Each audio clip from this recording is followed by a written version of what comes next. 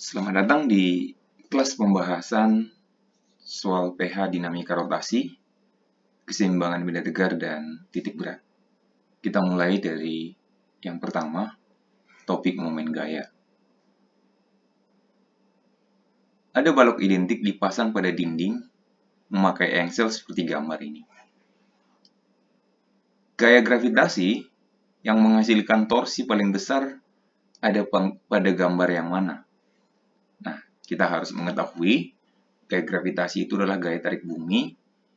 Kalau pada batang, gaya gravitasinya kita bisa gambarkan di titik beratnya atau di tengah batang.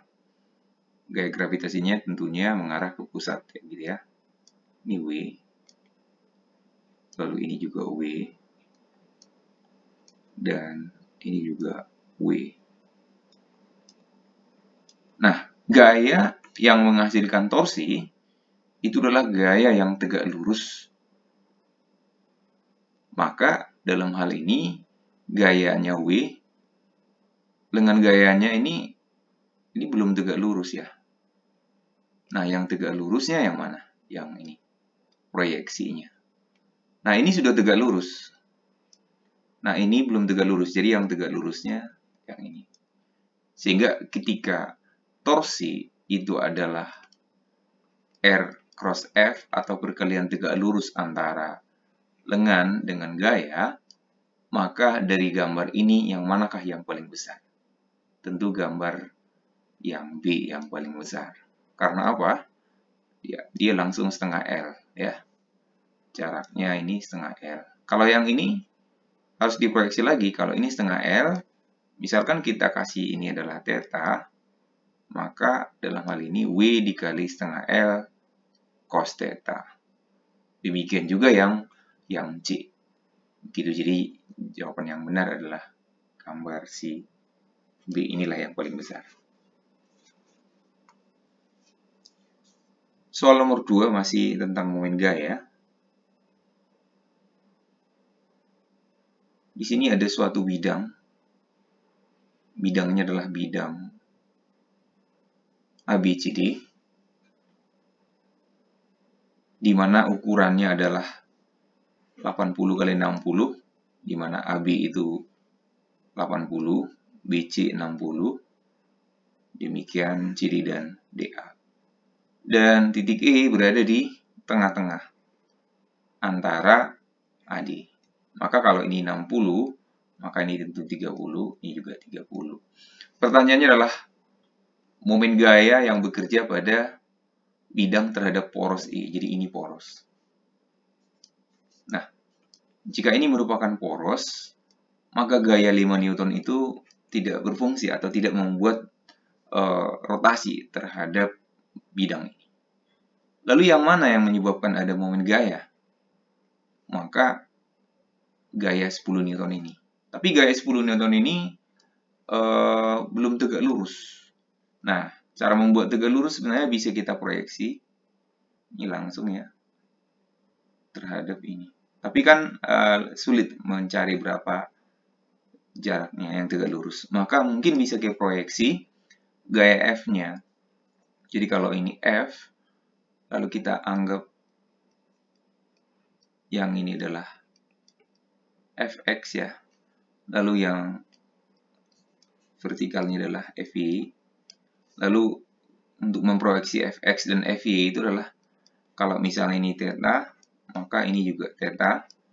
Maka Fx adalah F cos theta, sedangkan Fy adalah F sin theta. Lalu cos dan sinnya bisa kita temukan dari sini. Ini ukurannya adalah 80 dan 60. 60, 80. Maka nanti dari sini kita bisa dapatkan tangen theta adalah 6/8 ya. Atau 3/4. Lalu dari sini sin theta kita dapat, nah sisi miringnya pasti kan ini kan 68, 10, 100 ya gitu ya. Maka sin theta itu adalah 3/5 dan cos theta adalah 4/5. Begitu ya. Sehingga Fx adalah F cos theta, itu adalah 10 dikali dengan cos theta-nya. Cos theta-nya 4/5. Berarti ini 8 Newton. Sedangkan F sin theta-nya adalah 10 dikali 3/5, itu adalah 6 Newton. Sekarang F-nya ini kita udah uraikan menjadi Fv dan Fx. Nah, sekarang mari kita lihat torsi oleh Fv dan Fx. Nah, torsi oleh Fx, yaitu yang 8 Newton, itu adalah gaya kali dengan gayanya. Gayanya ke sana, F, dengan gayanya yang tegak lurus, yang ini. Karena terhadap titik E. Maka dengan gayanya adalah 0,3 meter. Dan arah putarannya itu adalah, kalau ditarik ke sana, ini menyebabkan putarannya searah jarum jam. Oke, lalu satu lagi. Fy. Dengan gaya Fy yang ini, yang ke atas, adalah ini. Berapa dengan gayanya? Dengan gayanya adalah 0,8. Sehingga putarannya dia oleh Fy-nya yang ke sana. Begitu ya. Nah, ini tandanya plus, sedangkan ini min. Nah, oleh Fy dulu berarti ya, maka sigma torsi yang berada di titik E itu sama dengan torsi oleh Fy itu adalah 6 dikali dengan gayanya adalah 0,8, lalu dikurang dengan torsi oleh Fx yaitu 8 dikali dengan gayanya 0,3. Sehingga ini 8 kali 6, 4,8, dikurang 8 kali 3, 2,4, maka hasilnya adalah 2,4 Newton meter. Dan di sini tandanya plus ya. Berarti dia nanti arah putarannya adalah berlawanan jarum jam.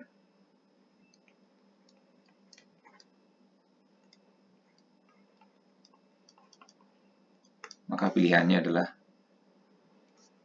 2,4 ya. Jawabannya adalah E. Soal berikutnya tentang momen inersia.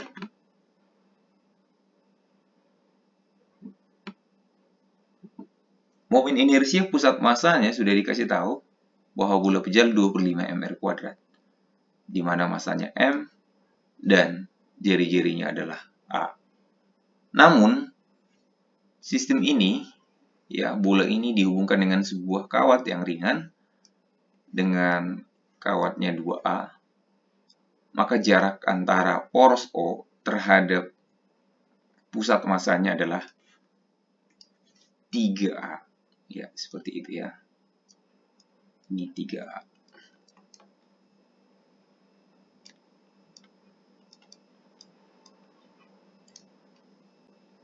Baik, atau bisa dikatakan ini D lah ya, jarak pusat massa terhadap poros. Nah, maka momen inersia suatu benda tegar jika diputar di luar poros, maka kita gunakan teorema sembus sejajar.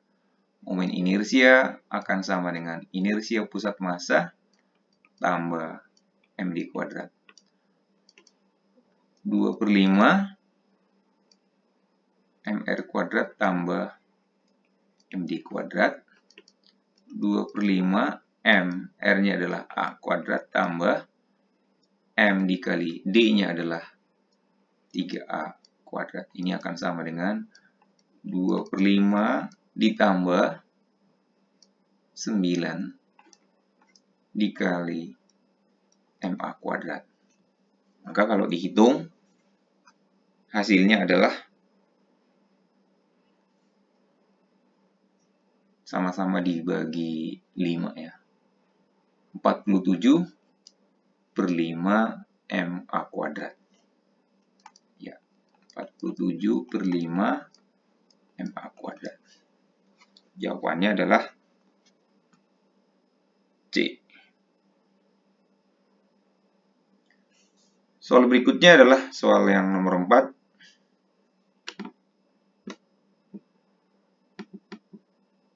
Ini udah hukum Newton tentang rotasi.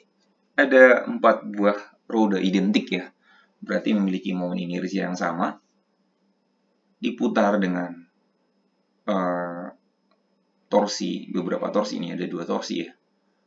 Lalu manakah roda yang berputar dengan percepatan sudut yang paling besar? Yang sama besar. Berarti alfa yang sama besar. Nah, alfa ini dipengaruhi oleh torsi tentunya. Karena apa? Torsi hubungannya dengan alfa adalah inersia kali alfa. Karena inersianya sama, maka yang torsinya sama akan memiliki alfa yang sama. Nah, berapakah alfa yang sama? Yang manakah dia? Coba kita lihat. Yang 10 Newton, ini 10 Newton dengan gayanya sama-sama R, sehingga torsinya ini adalah 10R tambah 10R ya gitu ya. Sigma torsinya adalah 20R. Sedangkan yang ini, sigma torsinya adalah, ini yang besarnya 20 ya, 20R. Nah, ini 20R-nya berasal dari tadi 10R tambah 10R ya nak ya. Kalau ini adalah 20R kurang 10R, maka ini adalah 10R. Kalau gambar yang 3, itu adalah sigma torsinya adalah 20R, ini juga searah ya, berarti tambah 10R, maka itu adalah 30R. Dan gambar 4 adalah, nah ini putarannya ke sana ya, ini putarannya akan ke sini, ini putarannya akan searah jarum jam, nah ini putarannya akan jadi berlawan jarum jam, di mana sigma torsinya akan sama dengan 20R kurang 10R. Ini 10R. Tentu yang sama itu adalah gambar 2 dan gambar 4. Torsinya sama. Karena momen inersianya sama, identik, maka alfanya juga akan sama. Jadi jawabannya adalah 2 dan 4 tentunya. Jawabannya adalah D.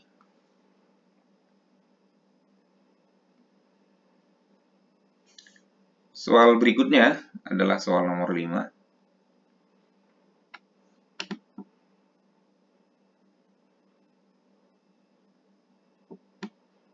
Ini penerapan hukum 2 Newton tentang rotasi dan translasi ya.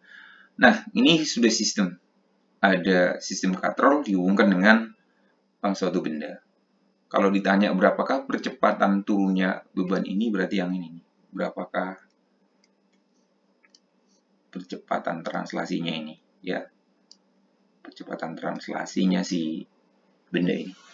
Nah, untuk mendapatkan berapa percepatannya, kita gambar diagram gayanya. Nah, benda ini akan turun ke bawah karena tarikan daripada berat bebannya. Berat bebannya itu sebesar M kali G. Nah, masanya 4 kg. Nah, anggap T10 berarti jadi 40 Newton. Nah, ini tegangan talinya adalah ke atas T. Inilah dari sisi bebannya. Kita lihat persamaannya. Sigma F yang bekerja pada beban ya, beban yang menggantung, sama dengan M kali A translasi. Sigma F-nya, karena diturun ke bawah, itu berarti jadi W min D sama dengan M kali A translasi. W-nya adalah 40 min D sama dengan M-nya 4 kali A translasi. Itu dari beban. Sekarang kita lihat katrol. Katrolnya berputar. Putarannya jadi searah jarum jam. Karena ditarik oleh tali. Jadi arah tegangan talinya kalau kita lihat dari sisi katrolnya adalah ke bawah. Sigma torsi I kali alfa karena berputar ya. Torsi yang menyebabkan berputar adalah T kali R dengan gayanya, ini R. Sama dengan momen inersianya adalah setengah mr kuadrat. Alfanya ini kita ganti menjadi ya supaya dia berkaitan dengan percepatan ya. Paling kan percepatan sudut. Kita cari percepatan tangensialnya. alfa R per R. Jadi ingat, alfa sama dengan A tangensial dibagi dengan jari-jarinya. Nah, ini R-nya ini akan habis dengan ini. Lalu, AR akan sama dengan A translasi. Karena talinya tentunya tidak slip pada katrol ya. Sehingga T akan sama dengan setengah kali M-nya. M-nya si katrol 8 dikali dengan AR. AR-nya kita tukar menjadi A aja. Jadi misalkan AR dan AT itu adalah A si benda ini ya, AT boleh ya. Sehingga kita tulis persamaannya 40 min T sama dengan 4A, satu lagi T sama dengan 4A juga ya. Maka kita eliminasi, kita jumlah, berarti 40 sama dengan 8A. A percepatan si benda ini yang menggantung turun ke bawah itu adalah 5M per S kuadrat. Kalau nanti ditanya tegangan talinya, sebetulnya tinggal substitusi aja ke persamaan ke salah satu, ke sini boleh ya. Ya, jadi 4 kali 5, 20 Newton. Kita lanjut lagi, soal nomor 6.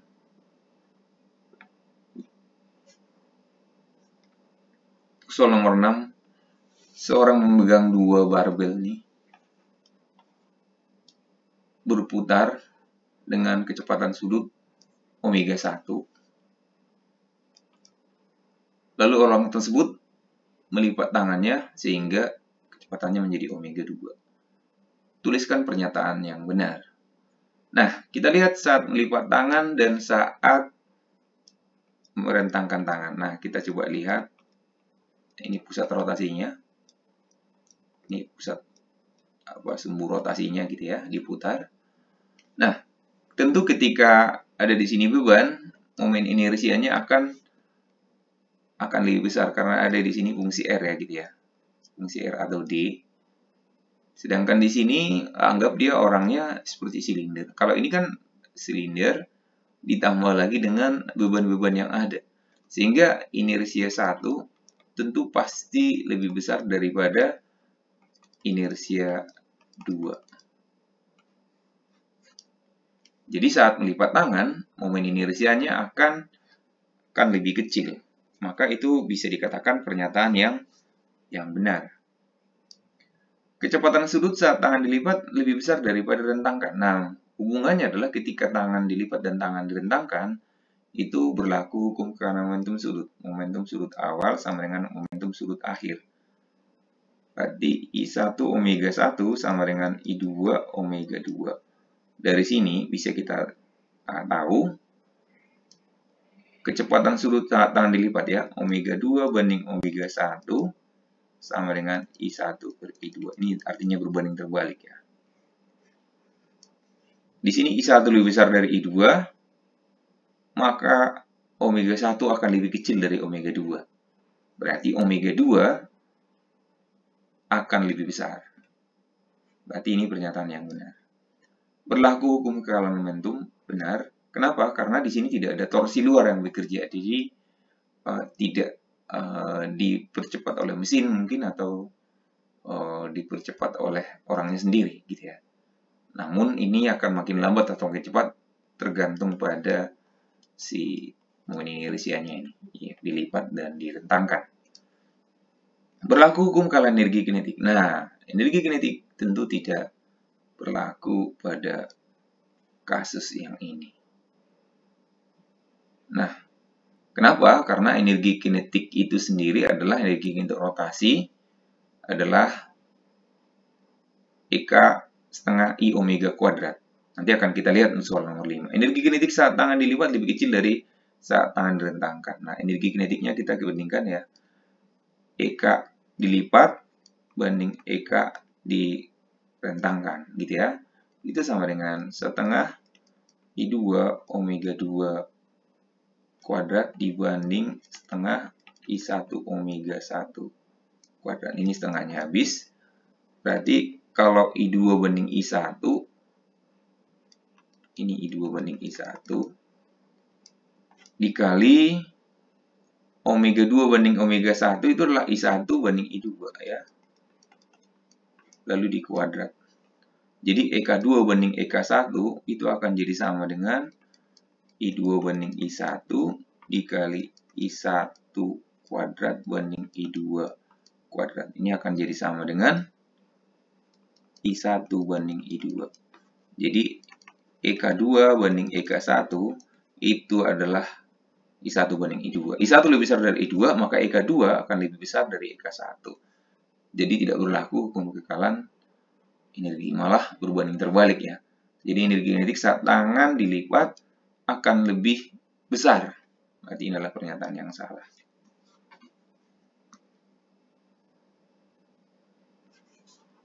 Soal berikutnya, soal nomor 7.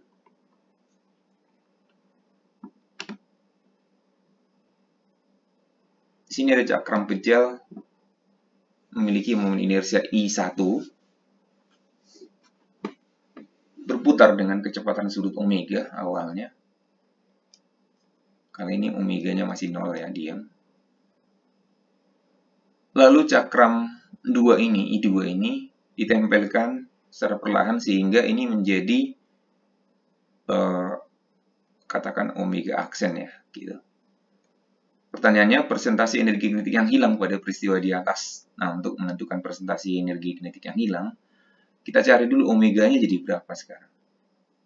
Ingat, momentum sudut awal adalah momentum sudut akhir karena tidak ada torsi luar yang bekerja. Momentum sudut awal, nah mula-mula kan ini masih diam ya. Berarti bisa dikatakan I1 kali omega 1 tambah I2 kali omega 2. Ya, sama dengan nanti bersatu semua ya, dua-duanya. I1 tambah I2 kali omega aksen. Nah, ini kan omeganya masih 0 ya, belum bergerak ya dia. Lalu I1 adalah I1. Omega 1 adalah omega, kita katakan ya. Sama dengan I1 tambah I2, karena I2-nya setengah I1, berarti jadi 3/2 I1 omega aksen. Nah, I1-nya jadi habis. Maka omega aksen jadi 2/3 omega. Nah, kalau ditanya berapa persentase energi yang hilang, kita cari dulu EK awal dan EK akhir ya.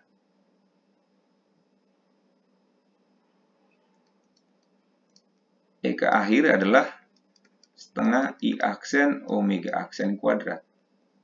Coba bandingkan dengan awalnya, EK awal. Setengah I-nya, I awalnya yang berputar ya gitu ya. Setengah I awalnya yang berputar itu hanya satu ya. I1, ya I aja ya, kita katakan omega kuadrat. Jadi kalau kita bandingkan itu sebetulnya setengahnya habis. I aksennya jadi 3/2 ya tadi ya, 3/2 I kali omega aksennya jadi 2/3 omega kuadrat, dibandingkan ini jadi I omega kuadrat. Ini dicoret. Berarti ini hasilnya kalau dihitung sama dengan EK aksen, jadi 2/3 ya, 3/2 I kali 2/3 kali 2/3, berarti sama dengan 2/3. Jadi perbandingannya 2/3 ya. Jadi EK aksennya jadi 2/3. Artinya EK aksennya sama dengan 2/3 EK. Berarti delta EK-nya itu atau energi yang hilang itu adalah 1/3 dari EK-nya, EK awal ya. Nah, 1/3 dari EK awal itu berapa persen? 1/3 kali 100% aja. Berarti jawabannya adalah 33,5%.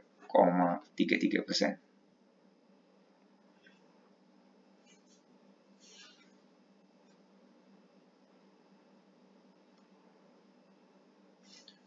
Soal berikutnya.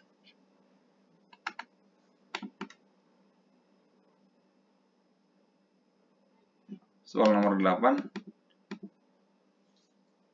Dua batang identik dengan massa sama diklaim atau ditaruh engsel di sini.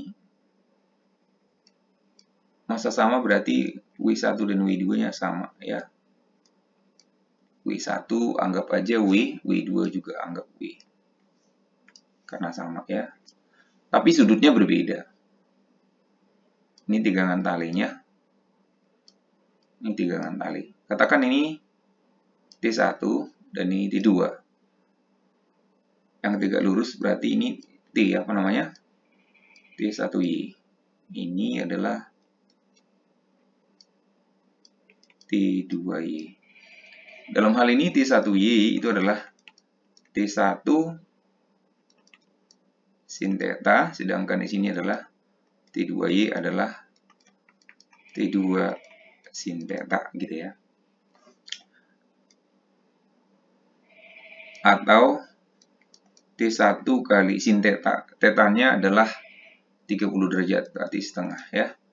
Kalau ini adalah T2 dikali 60 derajat ya, setengah akar 3. Nah, tegangan tali terbesar adalah yang mana?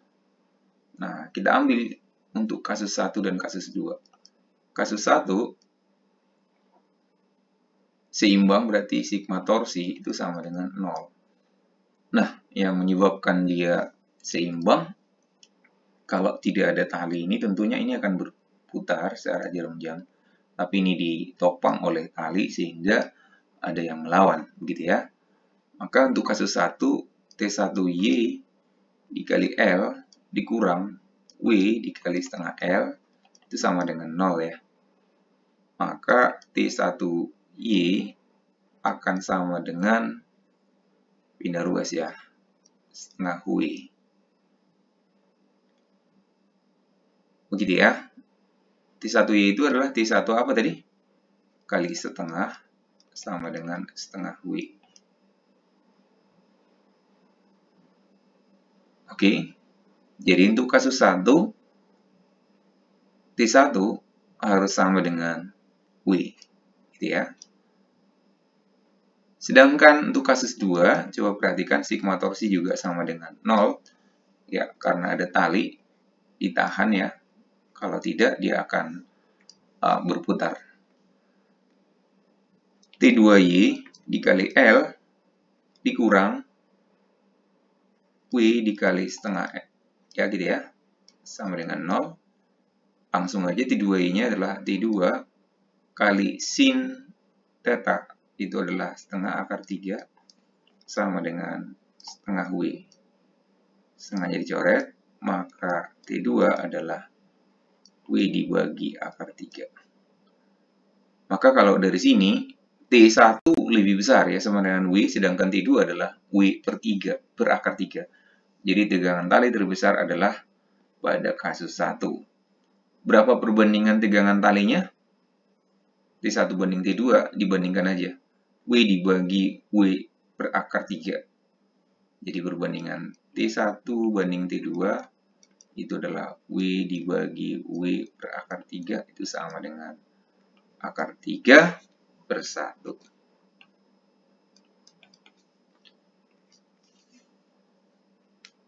Oke, berikutnya soal nomor 9. Ini sebetulnya tinggal masukkan ke persamaan titik berat aja. Masing-masing anggap ini adalah 4 batang, 4 lidi gitu ya. L1, L2, L3. Nah, titik berat masing-masing ini di sini, di tengah-tengah gitu ya. Jadi, L1 itu adalah 2 cm gitu ya. Dengan koordinat 2,3. L2 itu adalah panjangnya 2 juga dengan koordinat 3,2.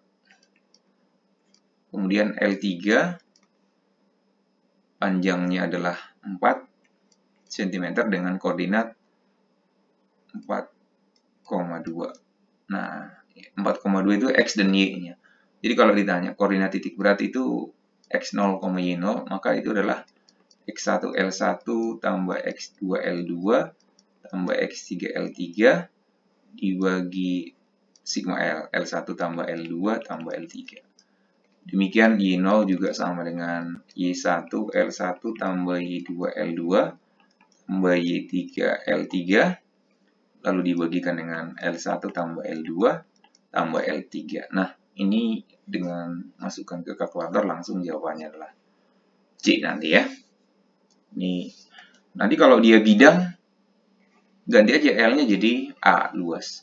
Kalau bentuknya ini adalah bentuk volume ya, atau bentuk ruang, itu jadi V. Kalau misalnya ini ada gabungan dari beberapa partikel, maka ini L-nya ganti jadi M. Jadi X1, M1, X2, M2, dan seterusnya. Demikian untuk titik berat. Kita lanjut soal berikutnya. Nomor 10. Terakhir di PG ya. Nah, bola pejal dan silinder pejal.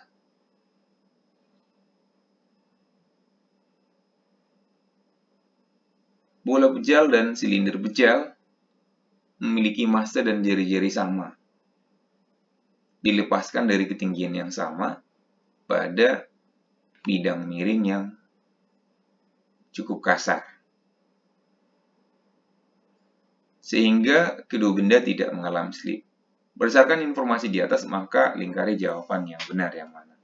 Nah, ini hati-hati nanti soalnya. Apakah bola pejal atau bola berongga? Sorry, ini kalau dari angka ini 2/3 ini berarti ini bola berongga. Nah. Bola berongga. Harusnya kalau bola pejal itu adalah 2/5 ya. Ini bola berongga, diganti aja. Kalau dia bola pejal 2/5, kalau bola berongga 2/3. Nah, untuk menyelesaikan soal seperti ini nanti, yang manakah yang duluan? Atau pertanyaannya siapa yang lebih cepat? Kita bisa cari dari hukum kekekalan energi sebenarnya. Ketika nanti benda yang meluncur itu, ketika benda yang menggelinding itu adalah bola pejal atau bola berongga dibandingkan dengan silinder pejal atau silinder berongga, maka mereka itu akan memiliki perbedaan kecepatan. Kenapa berbeda? Coba kita perhatikan dari analisis berikut. Jadi kalau misalnya ada sebuah bidang miring, ya gitu ya, dengan ketinggian H gitu ya, ini ada theta, lalu ini sebuah benda lah, entah bola atau silinder, bola pejal atau berongga. Nanti ketika dia dikatakan menggelinding tanpa slip, bisa kita anggap energi mekanik di titik 1 sama dengan energi mekanik di titik 2. Asalkan dia menggelinding tanpa slip ya. Menggelinding tanpa slip artinya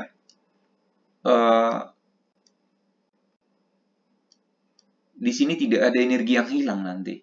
Karena gesekan yang terjadi adalah gesekan statis. Penjelasan berikutnya sebetulnya tidak slip artinya sebenarnya percepatan di titik ini ya, percepatan translasi ya, dan percepatan tangensialnya itu persis sama. Percepatan translasi dan percepatan tangensial. Maka titik ini tidak bergerak ke kiri ataupun ke kanan. Jadi gesekan yang ada adalah gesekan statis. Lalu kemanakah titik ini bergerak kalau begitu? Titik ini hanya bergerak ke atas begitu ya, naik. Ini tidak ngesot sama sekali. Ya, seperti itu kira-kira penjelasan tidak slipnya. Nah, di kelas saya sudah jelaskan dengan berbagai contoh-contoh kasus tidak slip. Jadi, pada kasus tidak slip, Ingat, berlaku hukum kekalian energi. Energi mekanik di titik 1 itu sama dengan energi mekanik di titik 2. Dan ketika menggelinding, ada dua jenis gerakan, gerak translasi dan gerak rotasi.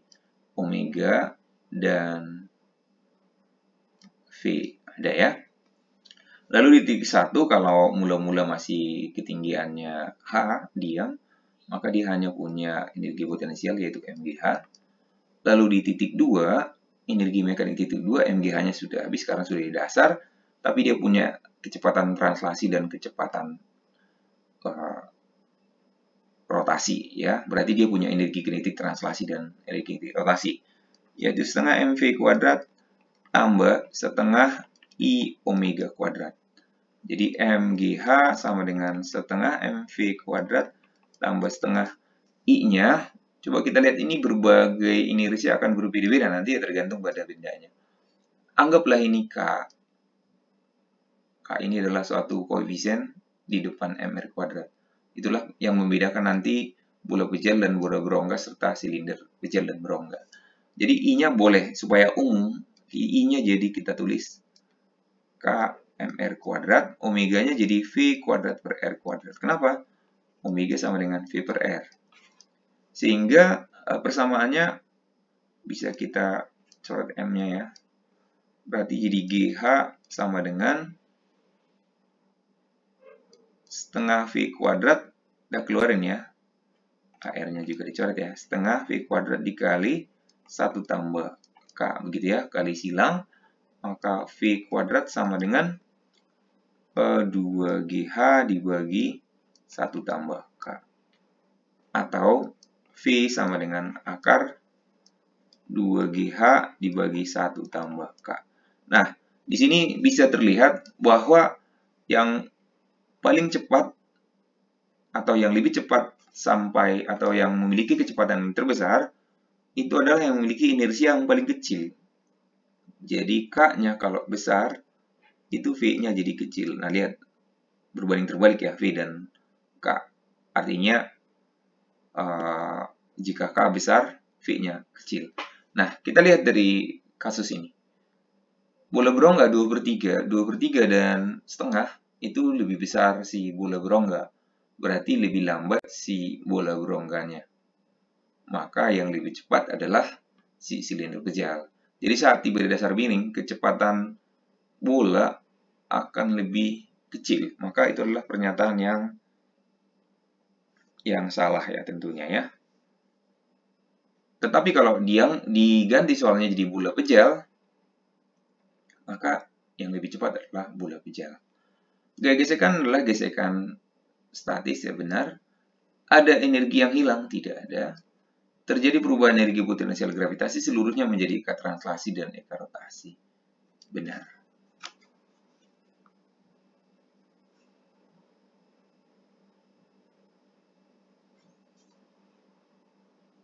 Baik, soal berikutnya.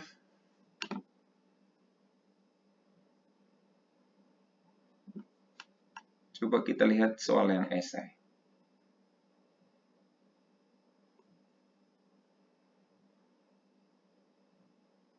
Sebuah bola pejal bermasa M2/5 mr kuadrat dilepaskan dari puncak. Pada bola terdapat beberapa gaya. Coba kita lihat gaya-gaya yang bekerja, ada gaya apa aja. Tentu ada gaya berat. Ini adalah mg, kalau kita proyeksikan mg sin theta. Lalu tentu ada gaya gesek ke sana.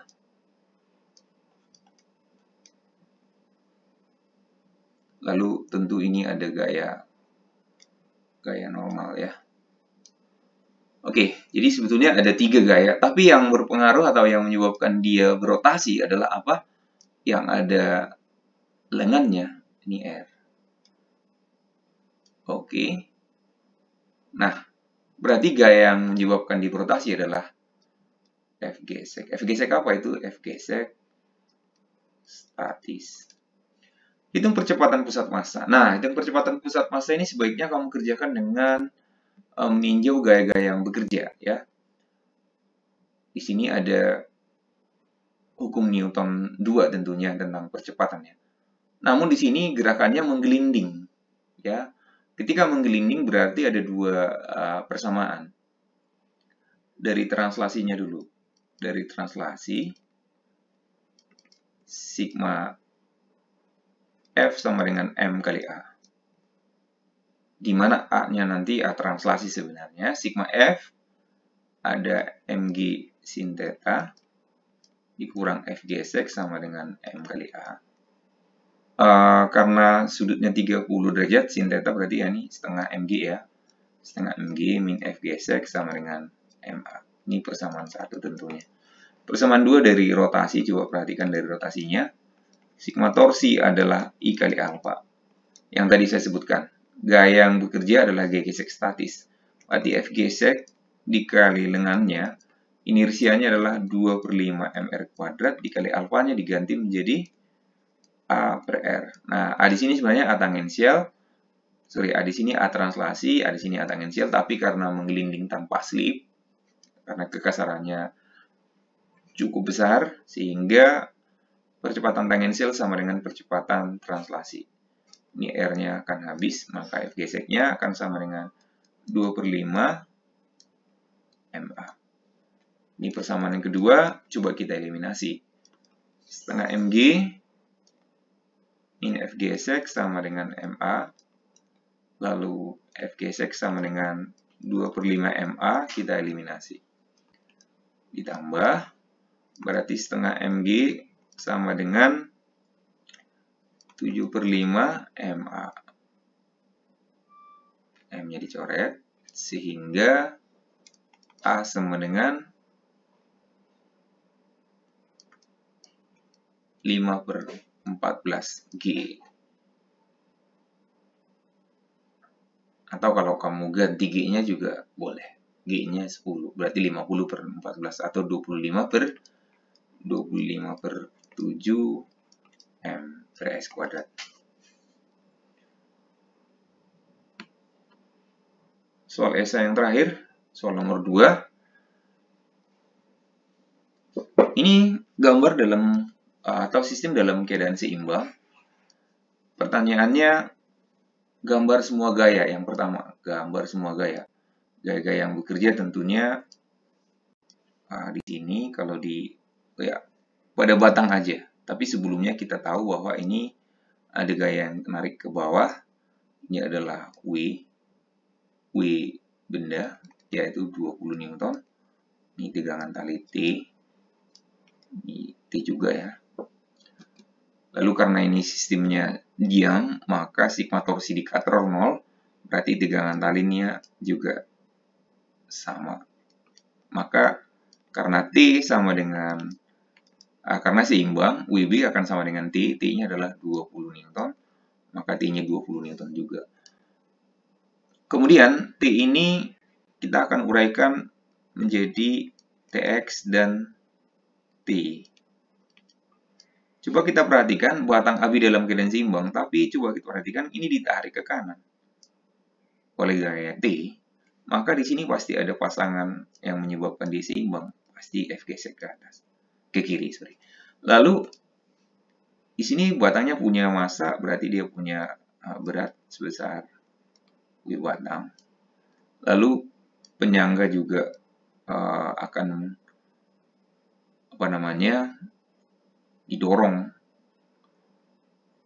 oleh batang, maka penyangga akan memberikan gaya reaksi terhadap batang, namanya adalah gaya normal. Jadi di sini ada 4 gaya ya. Lalu hitung besar gaya gesek. Nah, untuk menentukan gaya gesek, kita tentukan dulu T20. Lalu T ini ada Tx dan T. Tx itu adalah T cos 53, itu adalah 20 dikali 3/5 ya nak ya. Berarti 12 Newton. Lalu ada T sama dengan T sin 53 sama dengan 20 kali 4/5, 16 Newton ya. Nah, lalu kita cari gaya gesek. Coba kita lihat batang dalam kondisi seimbang, betul ya? Batang dalam kondisi seimbang berarti sigma Fx juga sama dengan 0 pada batang. Nah, di sini agar sigma fx 0 berarti tx ini, yang ke kanan ini harus sama dengan yang ke kiri. Maka F gesek harus sama dengan tx, yaitu sama dengan 12 Newton. Jadi ini adalah 12 Newton. Lalu besar massa batang AB. Nah, untuk besar massa batang AB, kita lihat dari keseimbangannya. Kita ambil poros di P. Sigma torsi di P itu sama dengan 0. Sebetulnya dimanapun porosnya bisa kita ambil, tetapi karena kita mencari WB, kita harus menghilangkan beberapa gaya yang belum kita tahu. Kita ambil poros di titik P. Maka gaya N dan F gesek tidak menyumbang torsi di situ. Maka persamaannya menjadi ini yang searah jarum jam dan TY yang lawan jarum jam yang menyeimbangkan. Berarti TY dikali dengan gayanya ini, karena panjang batang tadi adalah 4, berarti ini tinggal 2,5 ya. Berarti TY dikali 2,5 dikurang WB dikali, ini kan panjangnya 4 meter, berarti 0,5 ya, sama dengan 0. T-nya itu adalah 16. 16 kali 2,5 itu sama dengan 0,5 W batang. Sehingga W batangnya sama dengan 5 kali 16 ya.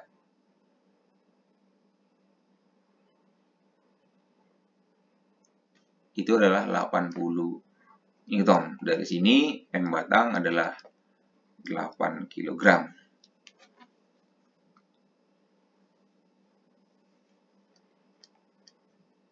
Lalu pertanyaan berikut, hitung besar gaya normal. Nah, untuk menentukan besar gaya normal, coba kita perhatikan resultan gaya pada sumbu I aja. Sigma F pada sumbu I pada batang itu sama dengan 0. Maka gaya normal ditambah T, ya begitu ya, harus akan sama dengan gaya beratnya lah. WB ya, WB. Lalu gaya normalnya berapa? Itu sama dengan W batang. W batangnya adalah 80. Dikurang T-nya tadi itu 16. Berarti itu adalah 64 Newton.